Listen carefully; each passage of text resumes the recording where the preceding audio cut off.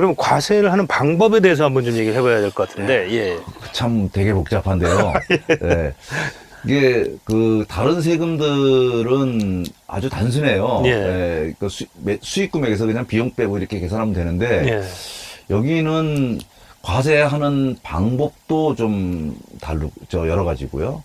그다음에 과세하는 경우에도 그 세금을 계산하는 방식도 또 여러 가지로 돼 있어요. 그래서 크게 나누면 분리과세 방법과 그다음에 종합과세 방법으로 나눠져요. 네. 분리과세라는 것은 그냥 일정한 소득 금액의 14%를 계산해 가지고 14%. 네, 14%. 예. 그 지방소득세까지 합쳐서 15.4%죠. 예. 그 세금만 내면 끝나는 거예요. 그러니까 복잡하게 계산할 필요가 없는 거고요. 종합과세는 그 세법에 의해서 세금 계산을 잘 해가지고 그래서 이제 다른 소득하고도 다 합산해가지고 이렇게 하는 게 종합과세예요. 네. 그래서 분리과세를 하면 아주 심플하게 간단하게 세금 계산을 신고를 할 수가 있어요. 예, 예. 근데 이제 분리과세 대상은 모두가 다 할 수 있는 게 아니라 예, 주택임대 수익 금액이 예. 연간 2천만 원 이하예요. 예. 예, 2천만 원이 넘어가면 그건 분리과세 방법을 쓸 수가 없습니다. 네. 예. 그럼 이제 2천만 원 이상, 그러니까 정리하면 2천만 원 이하는 분리과세, 그러니까 둘 다 선택할 수가 있는 거죠. 그러니까 분리과세도 할 수 있고 종합과세도. 그러니까 내가 유리한 거를 골라서 예, 맞습니다. 할 수 있는 거고. 예. 2천만 원이 넘어가면 무조건 종합과세로 간다. 예. 근데 아까 말씀하신 것처럼 분리과세 세율은 이제 지방소득세까지 합쳐서 15.4. 그렇죠. 근데 이제 어찌됐건 2천만 원이 넘어가면 종합과세인데 종합과세가 더 불리한 건가요? 분리과세보다? 그게 불리할 수도 있고 유리할 수도 있어요. 예. 그래서 선택을 하라는 겁니다. 예. 그러니까 내가 분리과세 하는 게 불리하다면 예. 종합과세로 가는 거고요. 예. 분리과세가 유리하다면 분리과세를 선택하는 거고요. 뒤에 설명해 주실 거죠? 예. 예. 그럼 실제로 이 세금을 계산할 산식 같은 게 있을 거 아니겠습니까? 예를 들어서. 우선 이제 분리과세부터 먼저 설명을 드려야 될 것 같은데. 한번 좀 뭐 정리하게. 예. 세금은 그 1년 동안 받은 임대료 수입 전체를 보증금의 이자와 월세를 합쳐서 이제 총 수익 금액이라고 하는데 그냥 쉽게 매출액 이렇게 보시면 될 것 같아요. 거기서 비용을 빼요. 예. 그 비용을 빼고 그다음에 이제 공제를 해서 소득공제나 이런 걸 해서 세금 계산하고 그다음에 거기다가 또 나온 세금에 일정 부분 또 세금 감면을 해주는 부분이 있어요. 세액 자체를 감면해 주는. 또 감면해 주는 게 있어요. 그러니까 그런데 분리과세의 경우에는 총 수익금액 매출액은 그 월세 금액에다가 보증금에 대한 이자를 곱해서 월세 금액을 수익 금액을 계산하고요. 거기서 공제하는데 비용을 공제해 주는데 이 비용 공제해 주는 것이 임대사업자로 등록했느냐 안 했느냐에 따라 또 달라져요. 그러니까 저희가 이제 초기에 처음에 시작할 때 이제 임대사업자 등록 여부는 이제 말씀을 안 드렸는데, 그러니까 임대사업자로 등록을 했으면 아까 매출액이라고 한 총수익 금액의 60%를 비용으로 인정해 줘요. 자, 근데 임대사업자 등록은 한 채 이상이면 할 수 있는 건가요? 두 채 이상이면 할 수 있는 건가요? 한 채든 두 채든 상관이 없어요. 예. 근데 여기서 임대사업자 등록이라는 것은 주택임대차 보호법에 의한 그러니까 쉽게 말하면 구청에 구청이요. 구청에다가 하는 임대사업자 등록과 세무서에 하는 사업자 등록. 두 가지가 있고. 두 가지를 다 해야만 사업자 등록을 했다라고 인정을 해주는 거예요. 그 두 가지를 다 했다면 총 매출액의 60%를 비용으로 인정을 해줘요. 그러면 내가 60% 비용이라는 거는 그러니까 실제 내가 쓴 비용하고 관계없이. 관계없이. 그 옛날 말은 인정과세고요. 이제 그 세법용어로 하면 추계라고 하는데요. 어쨌든 총 매출액의 60%를 비용으로 인정해 주는 거예요. 그러면 예를 들어서 1년 동안 매출액이 1,000만 원이라면 600만 원을 공제를 해주는 거죠.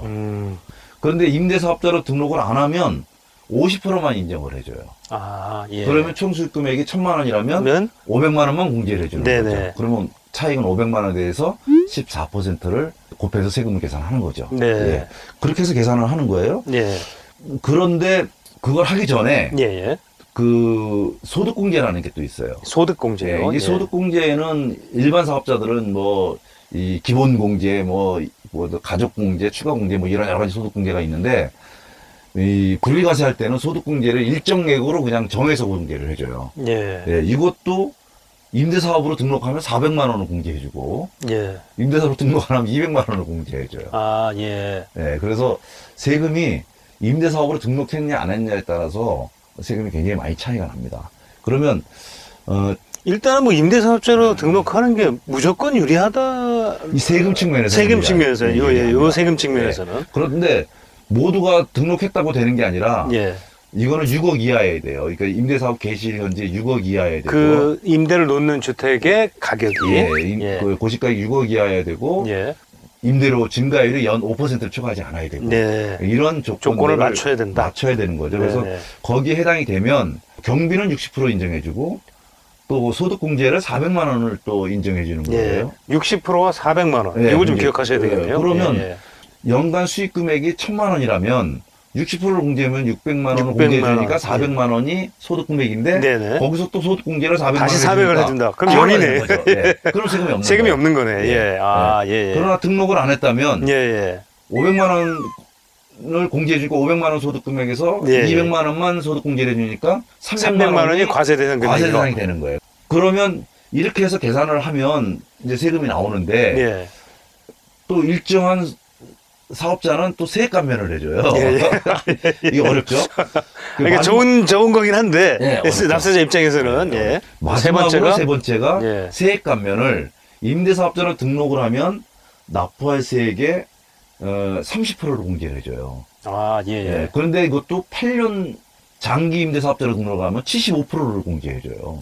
임대 사업자 등록하는 것도 8년이 있고 단기와 장기가 있어요. 단기와 장기가. 단기로 임대하면 30%, 장기로 임대하면 75% 공제해주는 거예요. 그러면 사실 뭐 거의 세금이 안 나온다는 거예요. 우리가 한번 대충 계산해 보면 한번 해보시죠. 우리가 이제 사례를 한번 2천만 원이라고. 자, 매출이 2천입니다. 2천만 원이다 하고요. 우리가 장기 임대사업자로 등록을 했다라는 조건. 8년 장기 임대로. 그러면 60%를 비용으로 인정을 해주는 거니까. 그러니까 2천만 원에 60%면 1,200만 원이잖아요. 1,200만 원을 공제를 해주는 거예요. 그러면 800만 원이 이제 이게 소득금액이 되는 거고요. 소득금액이 여기서 되고. 소득공제가 400만 원 또 공제를 해주잖아요. 아까 말씀하셨던 것처럼 이제 임대사업자로 등록이 됐기 때문에. 그러면 이제 400만 원이 이제 과세표준이 되는 거예요. 과세표준이 400만 원이다. 여기다가 이제 14%를 이제 분리과세 세율을 선택을 하는 거죠. 그러면 이게 56만 원이 돼요. 56만 원이 나오네요. 그렇죠? 그런데 우리가 장기 임대를 했다면 아까 말씀하신 여기에 75%를 감면해 주는 거죠.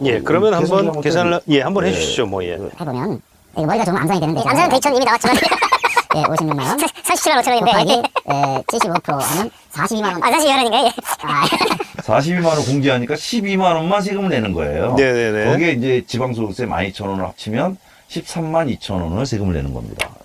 55만 원이 아니라 이렇게 56만 원에 56만 원이죠. 56만 원이니까 맞습니다. 42만 원을 세액 공제해 주는 거예요. 그럼 결국 이제 13만 2천 원이니까 그러면 상당히 부담은 없는 거죠. 없다라고 이렇게 봐야 되겠니까. 아까 말씀하신 것처럼 2천만 원이 그러니까 2천만 원이 이제 그 분리과세의 이제 그 한계선이죠. 한계선. 그러니까 2천만 원까지는 작년에 세금을 안 냈는데. 그렇죠. 올해 처음 이제 올해 처음 내는 거예요.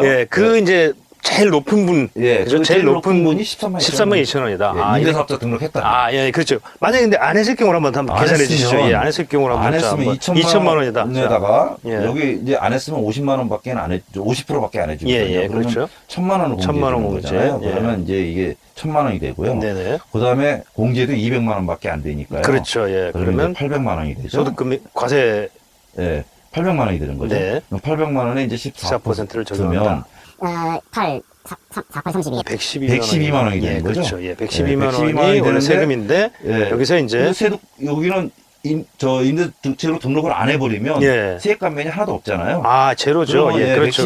그냥 고스란히 11만 2천 원을 아까 얘기한 이제 지방소득세 그렇게 한다면 합치면 이제 3만 2천 원. 그럼 엄청나게 엄청난 차이가 나는 거죠. 13만 2천 원과 100이 거의 10배 가까이 차이가 거의 10배 수준이네요. 등록을 했냐 안 했냐. 그렇다면 이거는 무조건 임대사업, 그러니까 이 소득세 부분에서는 무조건 등록을 하는 게 유리하다.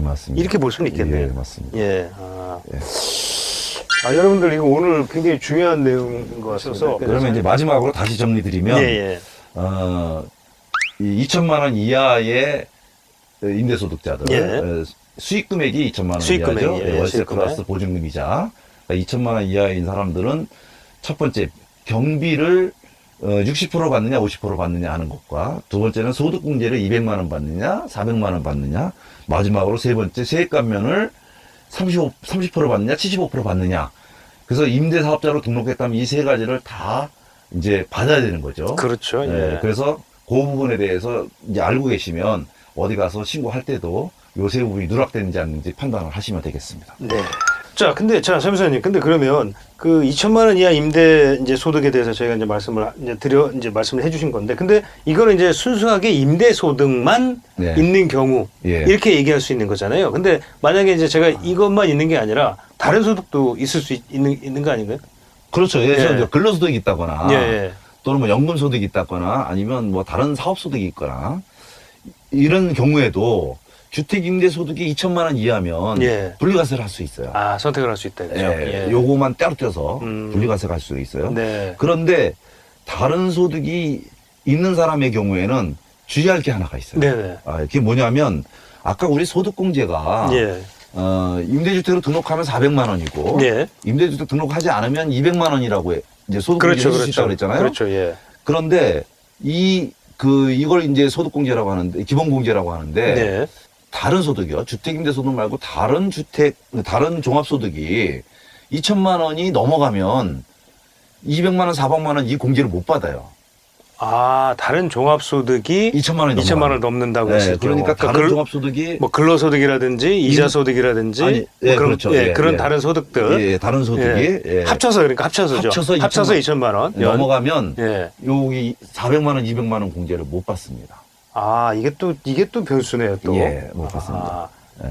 그 부분을 조금 더 좀 자세히 좀 설명을 해주시면 좋을 것 같은데. 예. 그러니까 임대소득이 2천만 원 이하면 분리과세는 가능한데. 네, 분리과세는 가능하다. 다른 소득과 합치지 않고 예. 분리과세 가능한데 이 기본공제를 200만 원, 400만 원을 공제를 해주는데 이게 다른 소득이 2천만 원이 넘어가는 사람은 또 거기서 또 공제를 받거든요. 기본공제. 그거 받는데 네네네.